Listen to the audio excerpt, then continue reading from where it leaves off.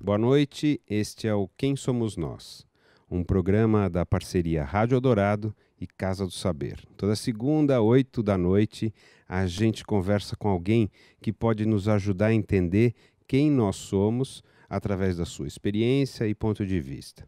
Nessa nova série, nós vamos conversar com pessoas que experimentam os limites delas mesmas. Eu acredito que elas possam nos ajudar a entender quem nós, humanos, mortais e que não costumamos viver assim, somos. Eu sou Celso Loduca e aqui comigo e com as pessoas que vieram assistir esse nosso encontro está a pilota de Fórmula Indy, Bia Figueiredo, no Brasil, ou Ana Beatriz, nos Estados Unidos. Boa noite, Bia. Boa noite, Ana Beatriz. Obrigada, Celso. A gente vai mudar essa história do nome logo, logo. Vai ser só Bia Figueiredo. A gente vai ensinar os americanos a falar o Figueiredo corretamente. Então, um trabalhinho pela frente agora. Bom, vamos lá. Eu tenho uma pergunta número 1 sempre, que é: quem é você, Bia? Celso, primeiro eu queria agradecer o convite. É um grande prazer estar aqui. Eu acho que eu vou me aprofundar como nunca nessa entrevista. Já estou esperando. O que é a Bia? Acho que a Bia é uma pessoa, talvez uma mulher um pouco diferente pelo que ela escolheu fazer, né? Muito envolvido com velocidade, perigo, risco, mas sempre algo que ela amou muito. E ela não mediu os esforços, né? Sempre foi muito determinada para conseguir chegar ao topo, mesmo quando todos diziam que era impossível uma mulher chegar no topo de uma categoria do automobilismo. Então, eu vejo a Bia como uma pessoa extremamente determinada, lutadora, não desiste fácil, né? E que está sempre buscando a perfeição. Tá bom? Eu posso falar duas coisas. Primeiro, você fala que nem o Pelé, que é uma Bia numa terceira pessoa. Por quê? É que eu tento, quando você perguntou a Bia, eu consegui, parece que me ver de fora. Eu pensei em mim de fora e me olhei. Então, aí acabou saindo, né, assim, o Bia como terceira pessoa, mas é só essa pergunta, o resto eu vou falar eu mesmo. Tá bom, obrigado. Então vamos começar do começo. Quando você fala assim, eu sempre quis o risco, o que é isso? De uma maneira geral, a gente tem a sensação de que as pessoas evitam o risco, né? Evitam o medo. De alguma maneira, parece um senso comum isso. Qual é essa atração pelo risco, pelo medo? Veio desde criança, pelo que você está falando. Como é que é isso?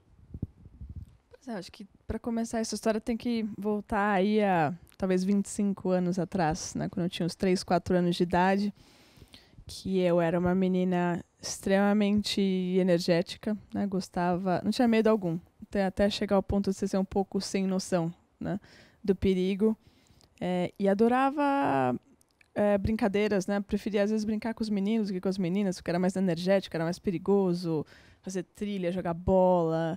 Também gostava de boneca, mas eu colocava a boneca no carrinho e também misturava. Jogava pelo barranco Jogava abaixo, pelo barranco, Tentava subir no carrinho eu mesma para ver se era rápido o suficiente. E até o ponto dessa parte de automobilismo que eu me via assim, com 3, 4 anos, no volante do carro do meu pai, pulando, imaginando nada, alguma coisa. Não teve nenhum estímulo para isso especial? Do jeito que você fala, parece assim, você nasceu assim. É isso que você sente? É isso, porque o meu pai é psiquiatra e minha mãe é dentista. Ninguém da família tinha qualquer histórico no automobilismo, né? O meu avô materno gostava de motos um pouquinho, né? E tinha um primo de segundo grau que andava de kart, que foi quando meu pai, para visitar, foi me levar para assistir uma prova, quando tinha uns 5, 6 anos. E aí eu enlouqueci, né? Fiquei no pé dele até ele realmente me colocar na escolinha. O que você sentiu? Às vezes você consegue voltar lá. Você estou lá, vi uma corrida de kart. O que você sentiu? É isso que eu quero fazer? Eu lembro poucas imagens desse dia que eu fui ao kartódromo, tá? Mas uma das cenas que me marcaram foi que um piloto capotou nesse dia. Eu estava com meu pai. Eu simplesmente puxei, o menino saiu andando. Eu falei, nossa, pai, que legal. Quero muito fazer. Para você ver o quanto eu não tinha noção desse perigo. Para mim era parte do jogo. Parte que ele capotou foi demais. E que ele levantou, saiu andando numa boa, né? E que eu queria muito fazer aquilo. Enfim, o meu pai, eu brinco com ele que ele tá tanto de louco que ele achou normal, né? Quando eu falava essas coisas.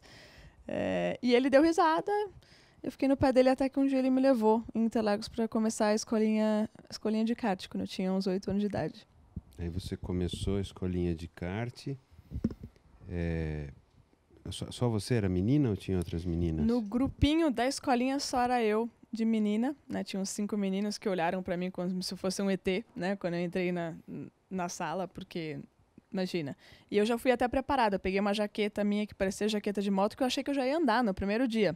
Só que era uma aula teórica, né? Então, fiquei meio desanimada. Então, peguei uma luva minha de frio, porque eu achei que já era dia de acelerar e infelizmente, era uma primeira aula teórica, vai. É incrível isso, né? De nascer com... Para mim é super difícil imaginar já nascer com essa vontade da velocidade. Eu acho interessante. O que teu pai fala sobre isso?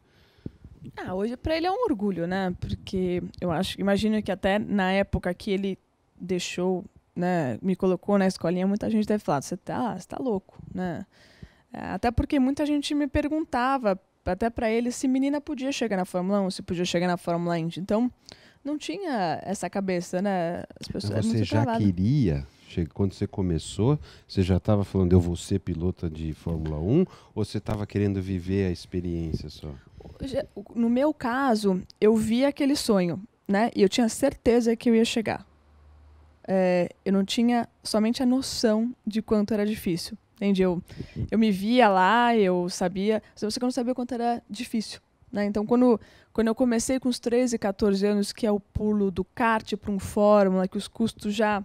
vão lá para cima, que você começa a precisar de patrocínio, você precisa de alguém que te oriente, porque nem sempre a equipe mais cara é a melhor, tipos de treino, quem é o engenheiro que vai ficar bem com você. Então, são muitos detalhes que é importante ter alguém com conhecimento no automobilismo para auxiliar. Que, nesse caso, meus pais não tinham nenhum dos dois, nem a parte financeira e nem essa parte de conhecimento. Então, eu quero voltar ainda, quero ir caminhando nessa tua busca, assim, tudo bem, você teve um sonho de querer ser uma pilota mundial, tal, etc, né? Com 8 anos de idade, é isso? Aí, eu queria entender como é que você contava isso para suas amigas, né? E como elas achavam disso, quem era você na relação com as suas amigas e o que os meninos achavam de você quando você estava lá disputando? Eu acho que na época eu até chamei algumas amigas para ir correr comigo, mas nenhum dos pais deixaram, né? Ou pela parte financeira, ou por achar que era sonho de loucura. O fato é que foi eu sozinha, comecei a correr. E no colégio era engraçado, porque as meninas me achavam o máximo que eu fazia algo inimaginável, né? E que batia nos meninos, né? Eu ganhava, vencia os meninos. Fisicamente, não? Também, às vezes acontecia. Às vezes o negócio esquentava, realmente tinha essa parte física também, mas dentro do kart. Mônica, né? Você é Mônica e Cebolinha. Mônica e Cebolinha, tá. Acontecia bastante. E os meninos, eles também adoravam porque eles diziam que eu estava realizando um sonho de menino. Você era a ídola da escola, assim? Mais ou menos. Então, eu tinha esse... isso então te ajudou a continuar também. Além de ter essa tua motivação, você era a rainha da turma, porque fazia alguma coisa muito diferente. Não, o pessoal acompanhava, torcia quando já tinha uma idade um pouquinho mais avançada, uns 13, 14 anos, já ia na pista assistir, acompanhar. E você entende de mecânica, essas coisas? Entendo. Porque no kart alguma coisa você tem que saber. O kart é extremamente básico, fácil, né? Mas é muito importante, porque é ali que você aprende o básico que te ajuda para a vida toda. E no kart você pode colocar um pouco mais a mão na massa, ou seja, montar o carburador no motor, ainda é carburador. Então tem esses detalhes. Quando você vai para um Fórmula, o negócio fica extremamente mais complexo. Não dá mais para você colocar a mão na massa, e é até perigoso, né? Porque eu encaixar lá uma peça e ela de alguma forma sair, é um risco até de vida. Mas é importante... O que eu sempre achei mais importante é você sentir o carro e saber expressar isso para o seu engenheiro. Muito mais do que você entender da mecânica. É importante também saber... Tá sentindo um barulho? Eu acho que esse barulho é tal coisa. Né? A pontuar para ele. Acho que a vela já passou aí do que devia passar... O escapamento acho que deve estar deslocado ou furado. Você pode pontuar. Você gosta disso? De falar de vela, de escapamento e tal, não? Eu vou dizer assim, inicialmente minha paixão era correr. Esse negócio de mecânica, de acerto de kart, pra mim, não interessava. Eu queria sentar lá, e aí eu falava que eu me virava com o kart ruim, que eu mudava. Tem jeito de você guiar, né, diferente para ajudar, dependendo do problema do carro. Se ele é dianteiro, você muda um pouquinho, você freia um pouco mais dentro, vira um pouco mais... Enfim, coisas muito técnicas, né? E eu sempre gostei desse lado. Quando você vai subindo de nível, os pilotos são cada vez melhores, né? Os carros são cada vez mais iguais, e aí que eu senti que era hora de eu começar a aprender essa parte mecânica, porque estava influenciando no resultado, né? Então aí eu fui a fundo, né? Ficava lá na oficina o dia inteiro para me ensinar o que era, como é que montava, o que fazia cada peça, para conseguir chegar ao ponto de entender, né, e pontuar essa parte de acerto, o que eu quero que faça no carro, o que eu sugiro, né? Porque é sempre uma conversa, não é um diálogo. Claro. Mas vamos então lá, foi importante. Você sentou no carro lá no kart a primeira vez, ou as primeiras vezes, correu. Porque o que você queria fazer é correr. Uhum. Por que você queria correr? O que você acha que te motivava a correr? Correr do quê ou correr para quê? Se é que tem isso. Ou não tinha nada, era só correr.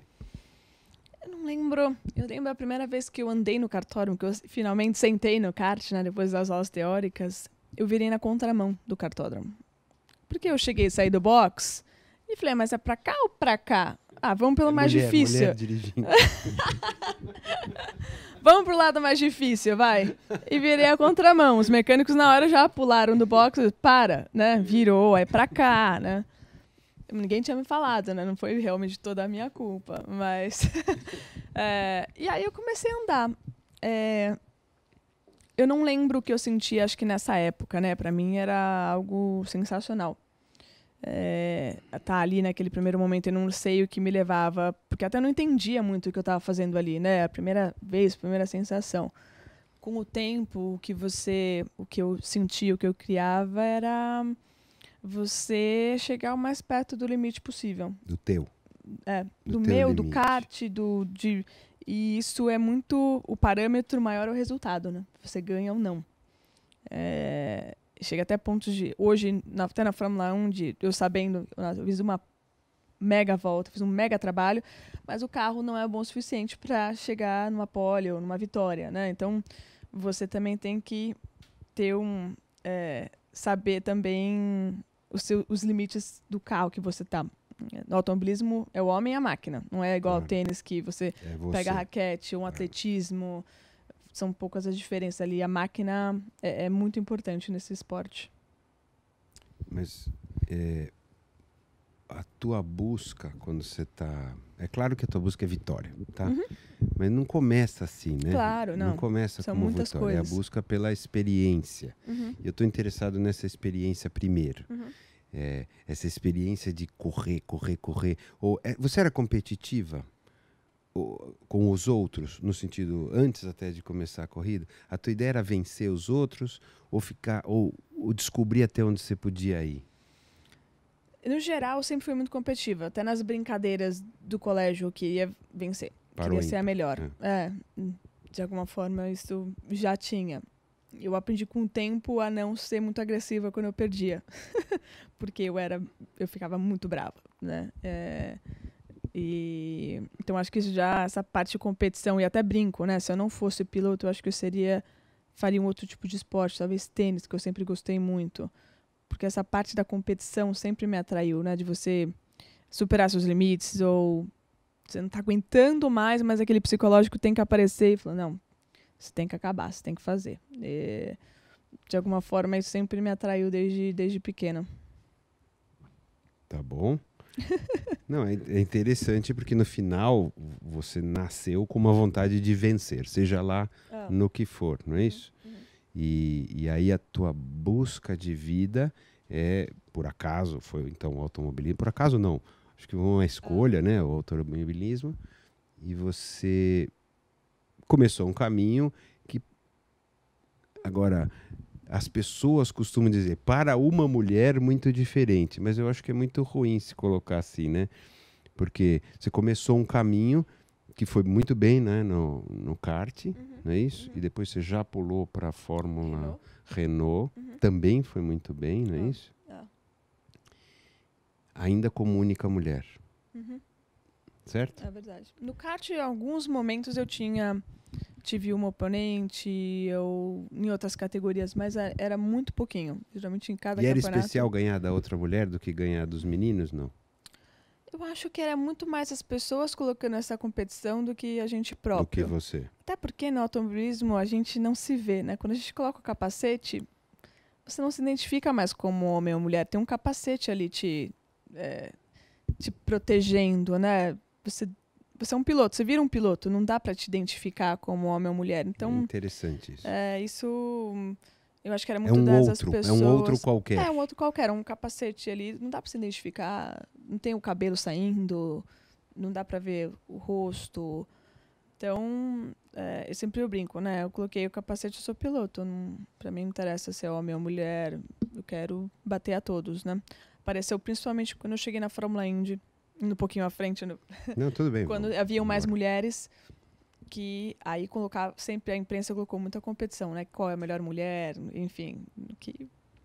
E eu digo, né? Não tem no campeonato ponto extra para a mulher que é melhor colocar. Então, para mim, aí faz diferença. Do ponto de vista de imprensa, exato, de tentar destacar. Também, é verdade.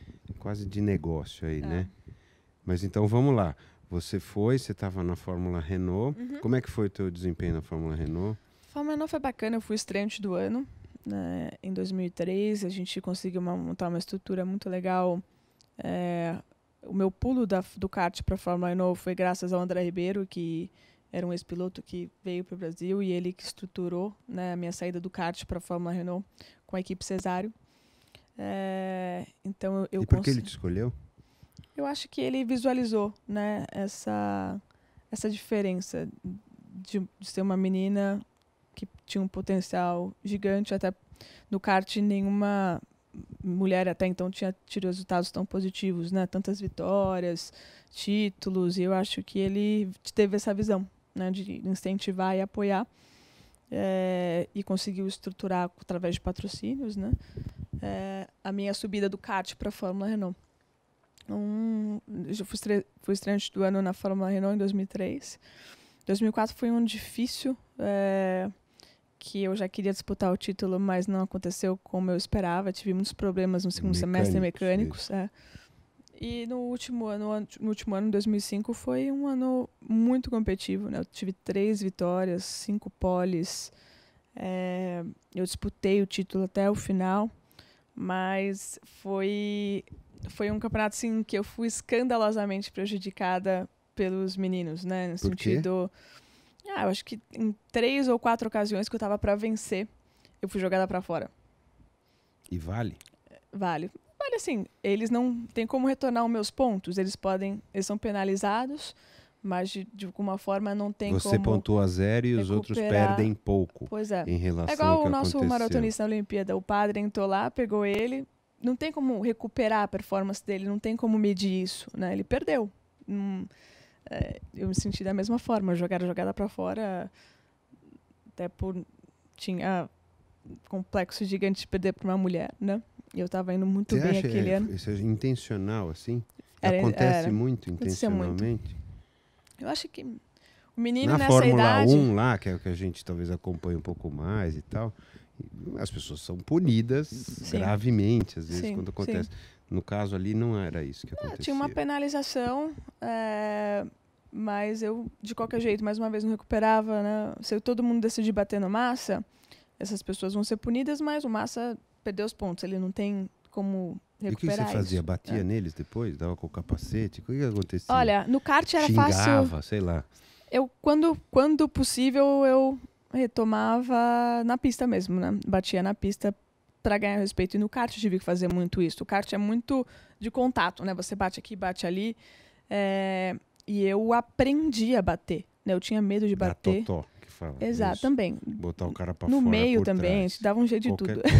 E eu até gostava de fazer isso de um momento que eu sofri tanto no começo.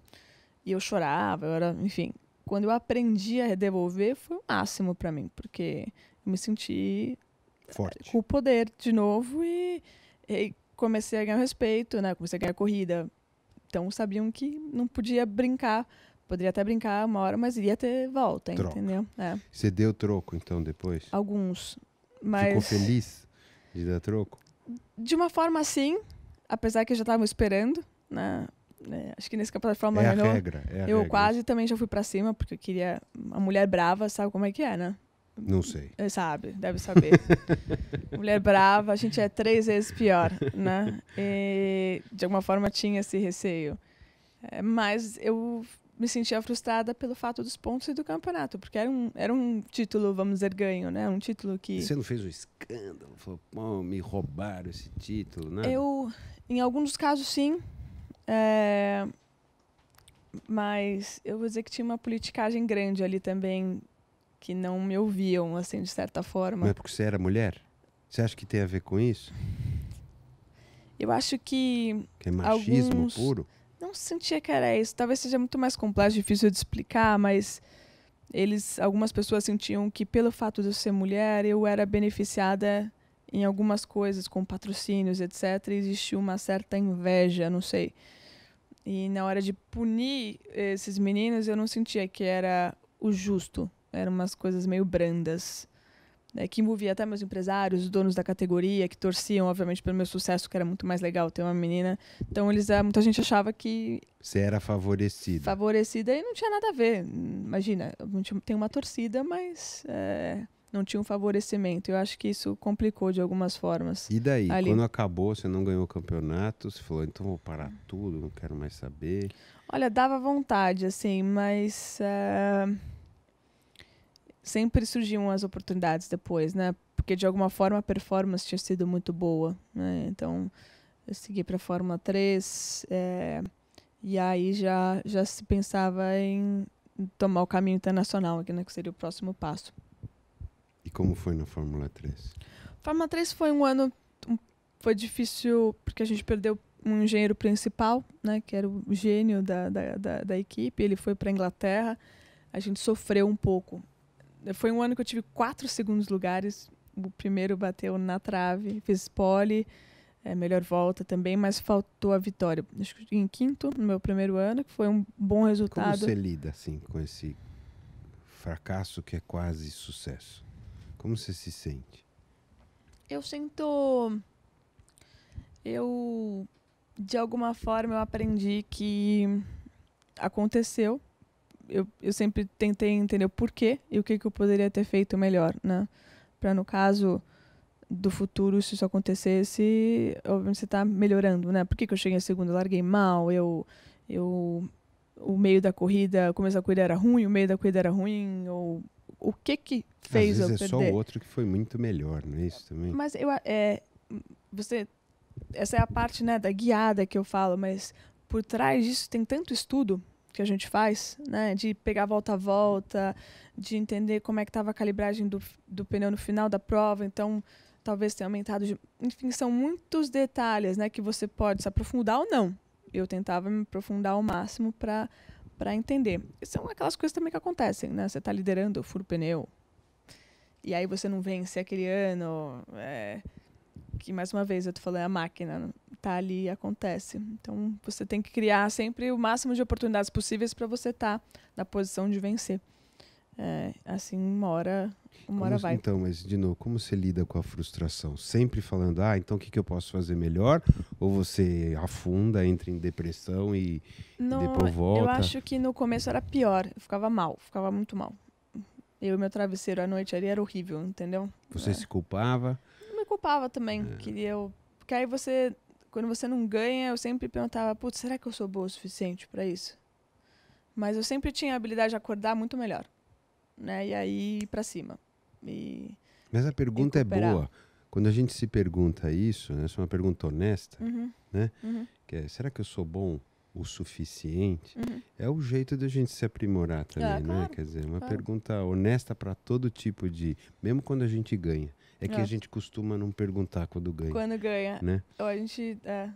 Pois é. Então, tinha essas perguntas, mas no dia seguinte eu já acordava já com energia para ir atrás, né?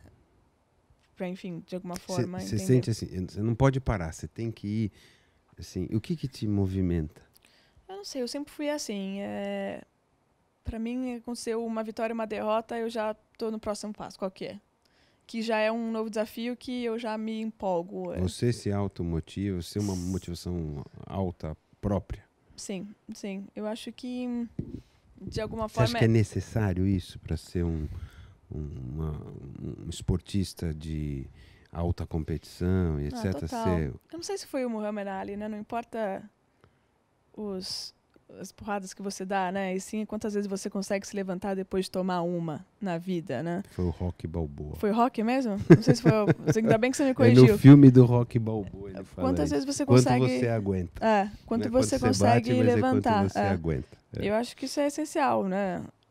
Muitas vezes é até uma vitória legal que você não acha, né? E tem que ir atrás, e tem que buscar, enfim, não para nunca. Então, você convive com várias pessoas parecidas com você nesse ponto de vista.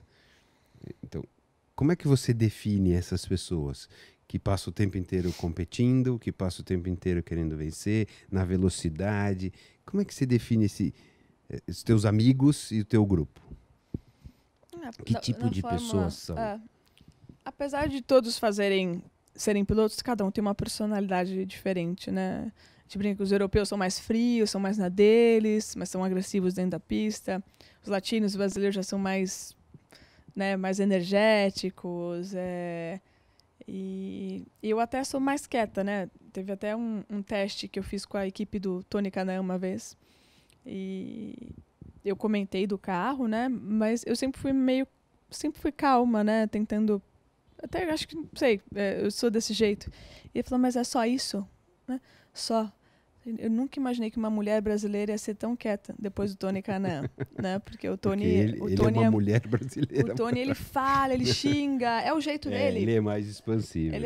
É o jeito. Então cada piloto tem uma personalidade, mas assim, todos extremamente competitivos. Talvez não aparentem fora da pista, mas dentro é muito forte ali a competitividade. Bicho, sim, parece. Total.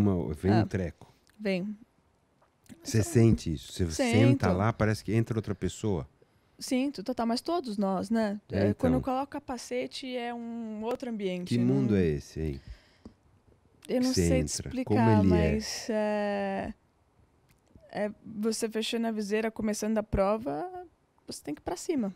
Não tem onde você esteja, em último, em primeiro, ir pra cima do limite. Às vezes acontecem coisas loucas, né? De gente ultrapassar do limite, a gente começa a bater todo mundo, porque tem essa competição, né? E tem o risco também. Mas eu acho que hoje, até pelo fato também da Indy ser uma prova muito mais longa, já tem mais uma estratégia por fora, né? Que não sei se é bom ou é ruim, mas de entender qual é o seu momento de atacar na prova, né?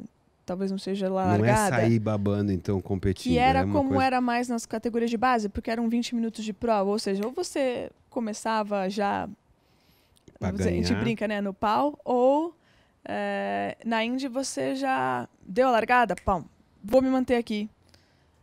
Eu sei que na minha segunda parada eu vou estar com os pneus mais moles, aí que é a hora de eu virar forte. Então já tem nessa onde você tem que se colocar na prova para não ter tanto risco. O mais importante é você estar ali no final da prova com chance de vencer. Então, como é que eu chego ali? Você tem noção? Perde um pouco o prazer, assim? Não. Do acelerar e pronto? Não, porque continua muito rápido, né? É que você também não... Na condição que você está, às vezes, do pneu, não vale a pena arriscar tanto, né, para perder a corrida, sendo que a sua chance está naquela segunda janela de pit stop, por exemplo, que isso é parte de estratégia, né? Então, não muda muito, porque a corrida é longa, tem muitas oportunidades, e não quer dizer que eu não vá fazer ultrapassagens no começo da prova, mas você ficar um pouco mais... É cerebral, assim. Cerebral. Dizer, usando o raciocínio e menos os instintos. Isso, não é isso? Exatamente. Enquanto que nas categorias de base é instinto bem puro. Mais instinto. Até porque a gente é mais jovem, acho que a gente tem mais isso, também, né? Talvez essa maturidade que eu acho muito legal, né? de ir para cima, não importa, it's win or win, né? Ganhar ou ganhar. Então, também é uma fase divertida. E agora, você está na Indy, certo? Como é que você está vendo o teu futuro? Então, esse ano, eu estou há 4 anos na Indy, né? No primeiro ano eu fiz 4 provas. 2011 eu fiz o campeonato quase inteiro porque eu quebrei a mão na primeira prova, eu tive que ficar de fora. Foi um campeonato complicado nesse sentido. No ano passado eu fiz 2 provas, esse ano eu fiz 7 provas.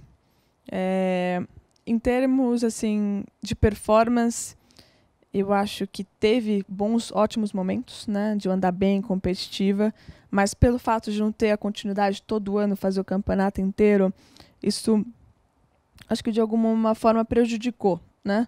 Mas eu ainda tenho, né, na minha cabeça eu tenho que é onde eu quero estar, né, é a categoria que eu quero continuar correndo e é onde eu quero vencer. Eu venci em todas as categorias.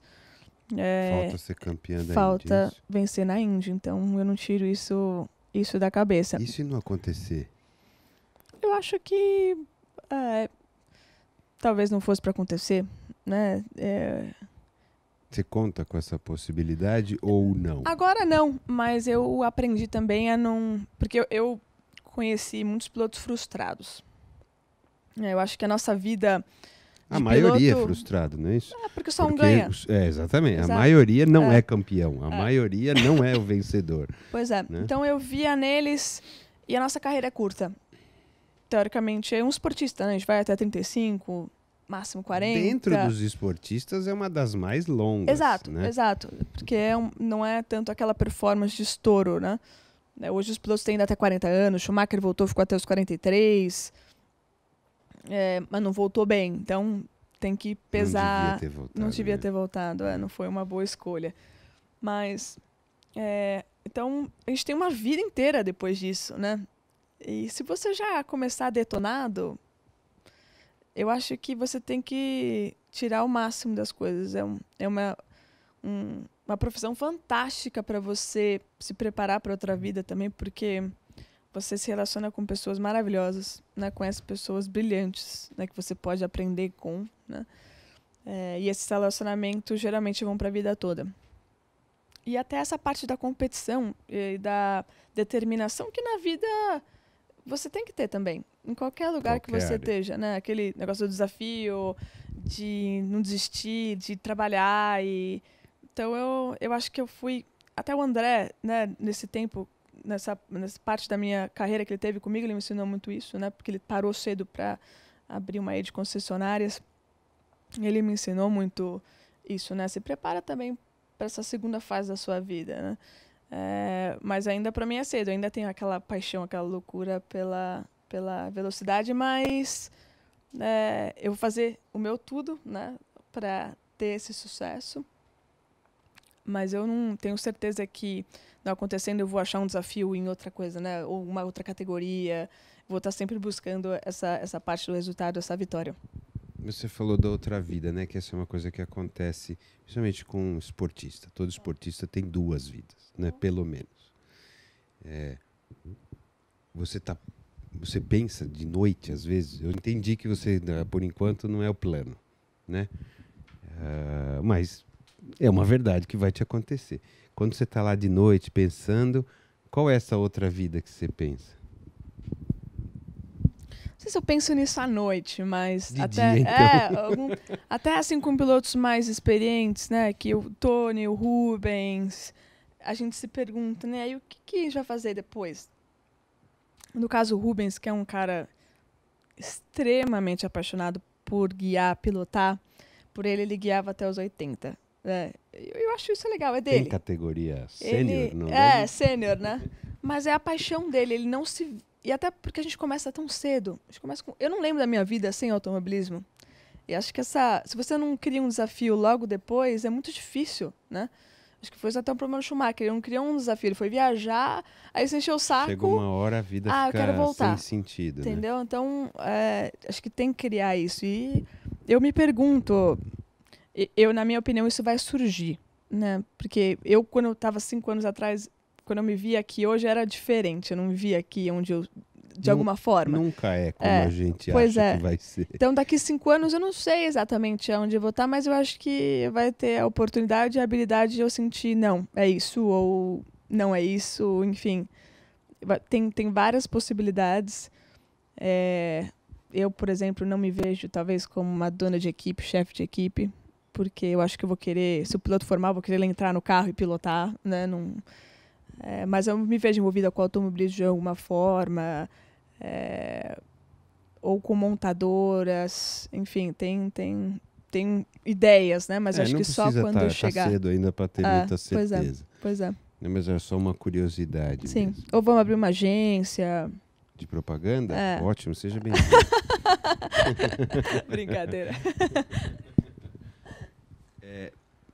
Quero voltar para aquela coisa que eu achei essa imagem interessante. Quando você coloca o capacete, você não é mais você, o Schumacher não é mais Schumacher, são pilotos e máquinas, uma combinação, um conjunto, como se fala em hipismo, que devia ser também, né, no automobilismo, que passa a competir um com o outro.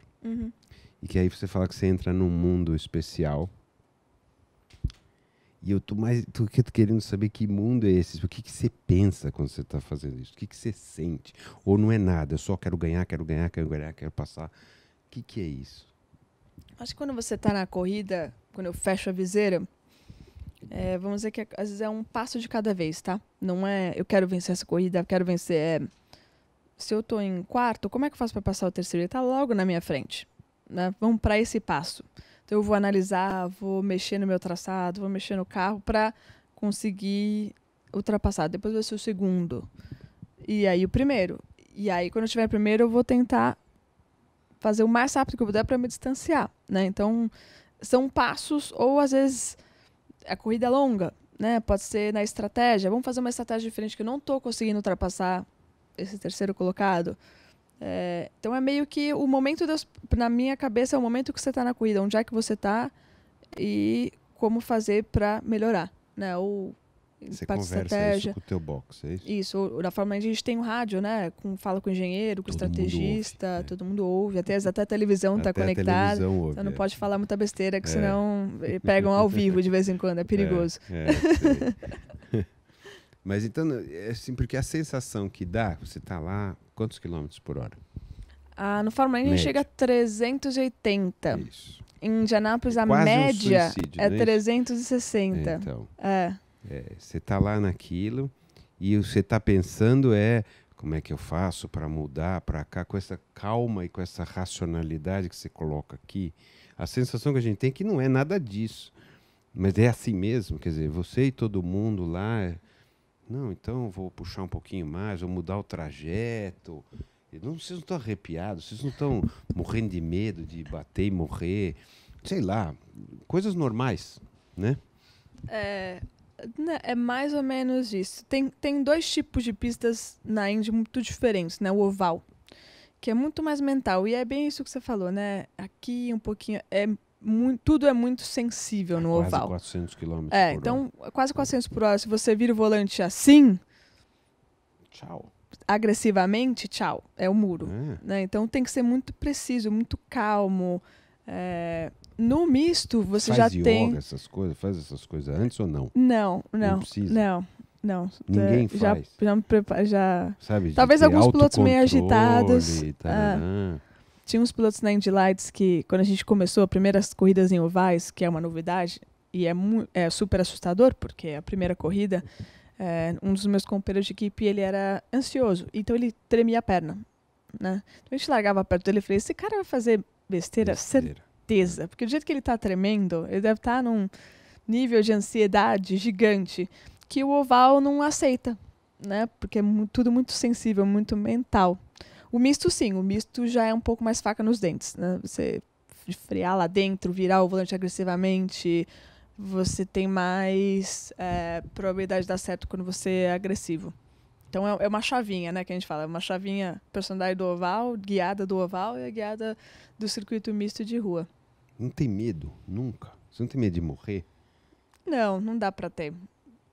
Eu acho que com o tempo, você respeita. né? Você respeita os lugares, mas medo, não dá. Eu, pelo menos, não sinto. Não passa pela tua cabeça? Vocês nunca conversam sobre isso? Não é um medo. Acho que uma vez eu estava andando no oval e geralmente o seu ângulo é... Você está sempre virando para a esquerda, tá? Então o seu ângulo é olhar pra zebra de dentro, ali para a parte de dentro do oval, né? Uma vez eu decidi olhar para o muro, ver qual era a velocidade que eu estava. Dá um medo. Te confesso que eu nunca mais olhei. Eu falei, nunca mais vou olhar, porque a velocidade era tão gigante que eu pensei, nossa, se eu der uma batida agora vai doer, né? Eu falei, não posso olhar para o muro nunca mais. Eu nunca mais olhei para o muro. Eu sempre estou olhando para a parte de dentro da pista, porque ali você não tem tanta sensação. Não tem a noção da velocidade aqui, né? Exato. Tem no chão, né? Você vê tem no chão, mas não é tão É que tem o carro da frente forte que também... quanto... É que tem o carro da frente que você está grudado e... Como todos estão na mesma tá velocidade, mais ou não menos tem... a sensação e é as de que pistas ninguém são tá muito largas, né? Até os ovais são largos. Mas quando você olha para algo que está parado, é algo fora do comum. Mas em casa, você não olha e fala, mas por que eu faço isso? Por que eu corro quase 400 quilômetros e por que eu faço isso? Você não se pergunta nunca? Eu nunca me perguntei, sabia? Quando eu olho assim... Não me responde. Por que você faz isso? Acho que a minha mãe pergunta pra mim toda hora. Filha, por que você joga tênis, né? Não faz outra coisa da sua vida. Mas não sei, é o que eu amo fazer quando eu olho uma corrida minha. Nunca pensei, nossa, tô rápida demais. Eu penso, analiso o contexto da corrida, o que eu fiz de errado, o que alguém fez de certo. Mas você tem noção de que isso é muito? Quer dizer, você tem noção de que você está num limite das coisas ou não? Ou para você é isso aí mesmo? Dá para ter uma noção, mas acho engraçado... Você consegue sair fora e sentir o que eu tô falando? Assim, mas por que cazzo que a gente faz isso? Você consegue ou não? Para você é normal, é mais isso quando mesmo que eu faço? as pessoas mostram, né? Principalmente quando vão na pista e filmam e até brincam. Você viu a velocidade que você tava? Eu mostro o vídeo delas paradas e o carro passando, não dá nem pra ver a cor do carro, quase. E eu começo a rir, porque eu acho engraçado essa reação, né? Das pessoas, assim, que absurdo. Mas é que com 20 anos de carreira, que eu completo esse ano 20 anos de carreira, é normal, é a minha vida, né? Eu me preparei para andar nessa velocidade, não foi de uma hora para outra, né? E eu acho até legal essa reação das pessoas, porque às vezes na TV você não tem essa impressão, né? Que é tão rápido quanto é ao vivo. Né? Então, quando alguém vem e me fala, eu entendo que isso você é legal. Se preparou. Eu entendo que você vive nesse mundo e ele passou a ser o seu mundo desde os 9 anos, desde antes, pelo jeito, mas que você vive nisso, é assim, para você o mundo é isso. O mundo é quase 400 quilômetros. Agora, a minha pergunta de ficar, mas eu acho que você já respondeu que não, mas você não consegue sair e ver que isso é o limite do limite, ou quase a loucura, assim? Eu acho que teve uma vez que eu percebi isso e foi num momento muito triste da minha carreira. Foi, acho que um dos mais tristes, que foi na prova de Las Vegas, em 2011, quando o Dan Weldon faleceu. Um acidente, né, que eu estava andando lado a lado com ele. E foi uma corrida muito diferente porque a gente andou muito junto o tempo inteiro. Então, 20 carros andando junto a 300 km por hora. Ou seja, ia dar algum acidente, né? Em algum momento. E realmente aconteceu, né? Eu estava até brigando no pilotão dele. Eu levei um toque a 300 por hora, bati no muro de leve e fiquei... E essa corrida não tá legal, né? Eu acho que vou ficar aqui um pouco mais para trás... E 2, 3 voltas aconteceu o acidente fatal, né? E quando eu soube do falecimento dele, aí eu pensei assim... O que eu tô fazendo aqui? O que eu tô fazendo aqui? Sabe? Será que vale a pena... Tudo isso pra perder? E aí tava num momento... Obviamente, eu nunca senti isso, porque eu nunca perdi um colega numa prova, né? Mas naquele momento foi acho assim, natural, acho que provavelmente todos os pilotos devem sentir um treco e falar, meu Deus, em nome do quê? Né? Que eu acho que essa é a pergunta para mim, assim, em nome do quê? Por que isso, né? Será que vale a pena correr tanto risco, né? Porque é um show, no final é um show. Você coloca como uma coisa sua, mas no final é um show para os outros. É verdade. vale a pena botar a vida em risco para divertir os outros? Você pensa nisso, assim? Eu não penso como um show, engraçado. Mas é, né? Mas no final. Não, o fã... É um show, é os caras que assistem, é o patrocinador que vai lá e põe dinheiro para... É um show, é um show. Você é um artista de um show. Como o futebol é um show, como... Hoje, praticamente todos os esportes são shows. Mas no tênis, tudo bem, você torce o pé, sei lá, acontece alguma coisa assim. No teu caso, não é bem isso. Né? Mas tem aquela... Isso até normal, até o Piquet falava, né? Você vai numa prova de carro, tem os momentos mais legais, a largada, a bandeirada, e quando alguém bate, bateu, né? Uhul! Se é a mulher, tinha que ser mulher, se é o japonês, tinha que ser japonês. Então, cria uma... O cara quer ver batida. Quer ver coisas diferentes. Não, ultrapassagens todo mundo também. Levanta. Sejamos justos com as pessoas. É verdade. Ultrapassagens bonitas também. O cara levanta muito quando tem o Piquet brincava que o fã quer ver sangue, né? Talvez de uma maneira muito drástica, né? Mas tem isso do acidente também que faz parte do automobilismo. Né? Não, eu entendi. Mas eu quero, de novo, vou te encher o saco com isso. De se vale a pena para divertir os outros. Eu entendo que tem uma motivação sua. Mas se vale a pena andar nessa velocidade, com este risco, para divertir os caras que estão bebendo cerveja no domingo lá em casa. Ou lá na coisa. Se você sente que vale a pena isso. Não vale a pena, mas é porque, para mim, eu não faço isso por eles, né?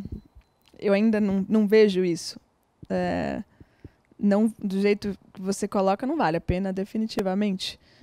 Mas tem essa parte do piloto em si, né? Da carreira dele, de tudo que ele fez, do quanto é difícil chegar e chegou, da velocidade do desafio que você sente que você gosta de viver, se possível, todos os dias. Então... A independência desse sentimento, dessa adrenalina. Eu não sei direito se existe dependência da adrenalina, mas parece que tem gente que tem. Então, você tem dependência disso? Desse perigo, desse negócio que se não tiver, você não se sente bem? Eu acho que é do desafio em si. Né? Na vida tem vários desafios, mas o desafio da pilotagem, da corrida, para mim é... Tanto é que esse ano eu estou fazendo temporada parcial e eu quero saber quando vai ser a minha próxima prova. Né? O pessoal que trabalha comigo, que está cuidando disso, puxar, vamos tentar uma equipe tal, correr disso ou daquilo, ou analisar as propostas que vêm, se vale a pena, se é legal ou não, enfim. A minha vontade é sempre de fazer o campeonato inteiro, né? Então isso faz muita falta hoje na minha carreira, né? Apesar de saber que tem boas chances de eu atingir esse objetivo no ano que vem. Eu tenho uma pergunta final sempre, que é o que nos interessa no programa inteiro, que é do teu ponto de vista, né, do ponto de vista de tudo isso que a gente está falando, de que você já viveu e que você vive, quem você acha que nós, humanos, somos? Quem somos nós? Caramba, eu sou tão simples e objetiva. Seja simples e objetiva. É que eu acho que o ser humano é algo extremamente complexo de se analisar, né? Mas eu entendo, até pela minha vida, né, e que eu conheço das pessoas, que também o ser humano vive de desafios, de alguma forma, né? De conseguir a primeira bicicleta e batalhar por isso, seja pedindo para o pai ou não, ou faculdade, trabalho. Então, eu sou assim, eu entendo que de alguma forma, seja pequeno ou grande, o ser humano ele depende desses desafios na vida, né? E o que o faz viver. Então, é mais ou menos, resumindo, né, uma parte do que eu acho que é a complexidade que é o ser humano, né? Essa parte do desafio que eu acho que move as pessoas. Tá bom? Bia, muito obrigado pelo seu tempo, pelas suas ideias, pelas suas sensações, pela maneira que você enxerga a vida e por ter nos ajudado aqui com tudo isso a colocar mais uma pedrinha ali nesse painel que a gente está fazendo sobre quem somos nós. Obrigado de verdade. É um prazer, Celso. Obrigadão.